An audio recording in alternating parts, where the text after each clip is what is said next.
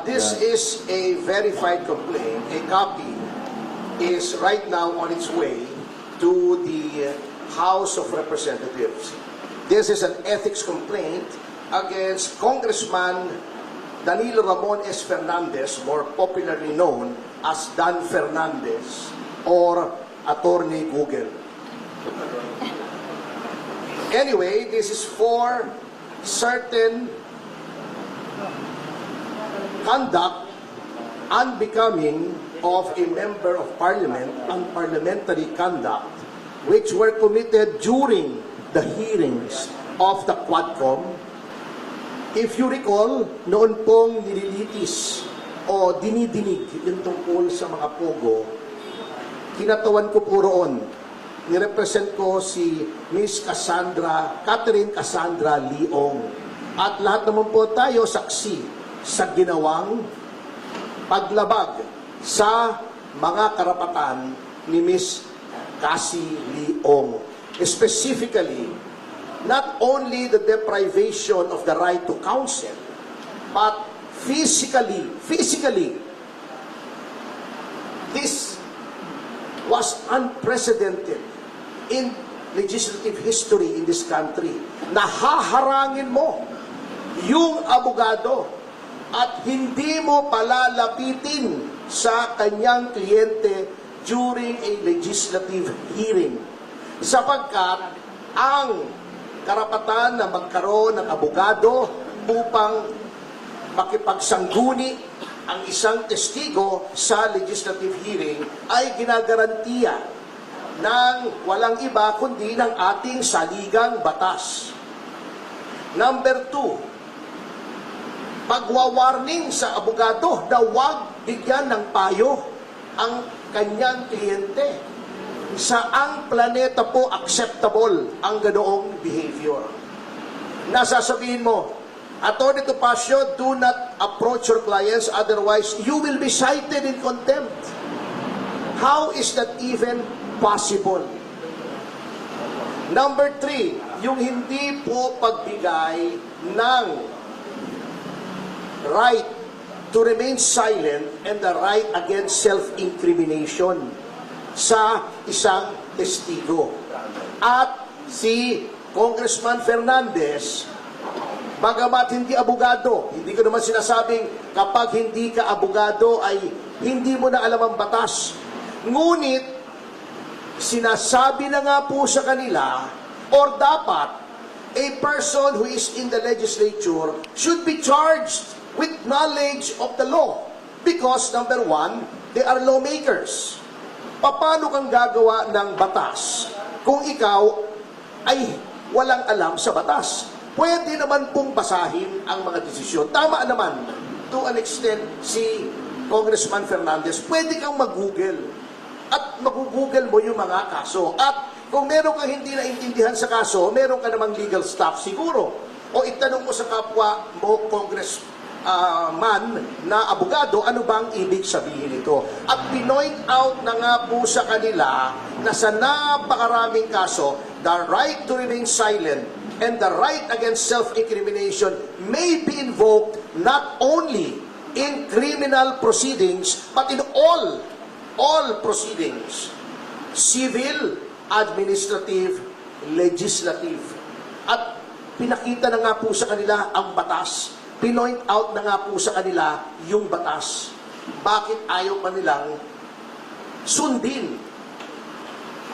That is also against the oath that they have taken when they took their oath of office to defend and protect the Constitution and the laws of the Republic of the Philippines and pronouncements of the Supreme Court, according to our civil code, are part of the law of the land.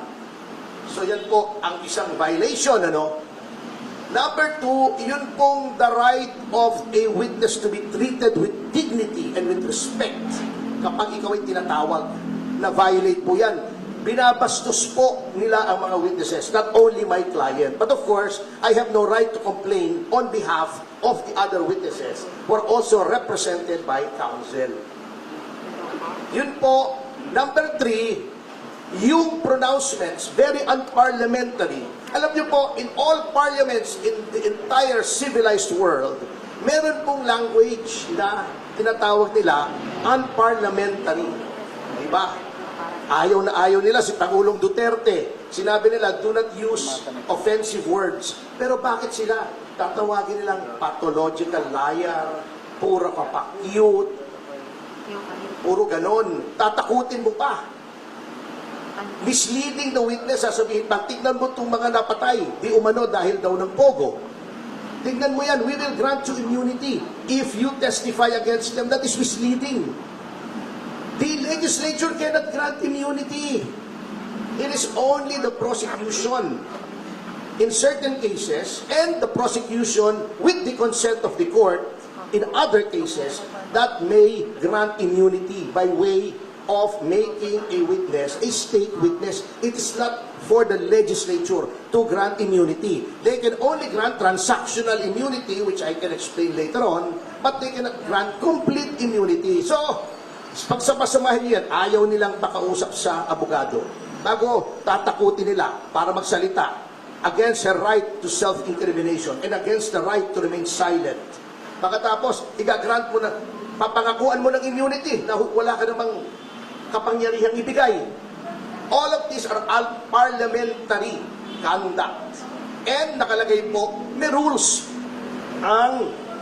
of conduct, hindi lamang ang miyembro ng mababang kapulungan, kundi ang mga public officials on how they conduct themselves. And it is my respectful contention that Congressman Fernandez has violated these norms of conduct. Ngayon, bakit sa Ethics Committee? Kasi may nakalagay po sa ating konstitusyon na yung mga ginagawa po ng isang miyembro ng lehislatura, they can only be made liable therefore in no other place than the legislature. That's why may committee on ethics.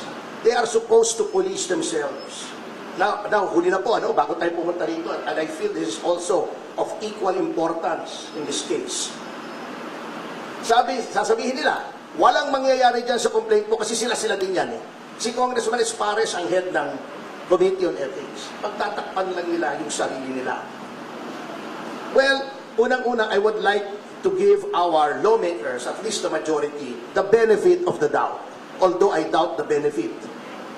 Ngunit, by doing this, I want to prove two things. Number one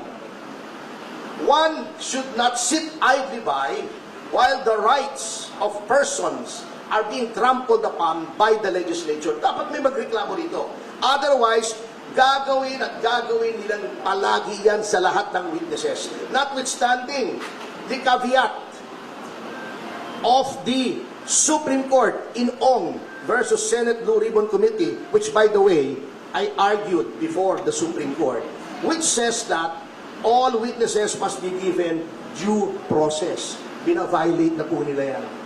Number two, by filing this, I want to hold a mirror up to our honorable congressmen. Tignan nga po natin, tignan nyo ang sarili nyo, kung anong ginawa nyo sa mababang kapulungan, which is supposed to be an august body, which is supposed to be populated by honorable men and women, kaya nga honorable ang tawag sa inyo eh. Are you really honorable? Are you really august? Kaya nyo bang ipolis ang inyong ranks? Do you still have any shred of decency left in your bodies para makita na mali ang ginagawa ng isang miyembro ninyo at disiplinahin ninyo? Because by no stretch of the imagination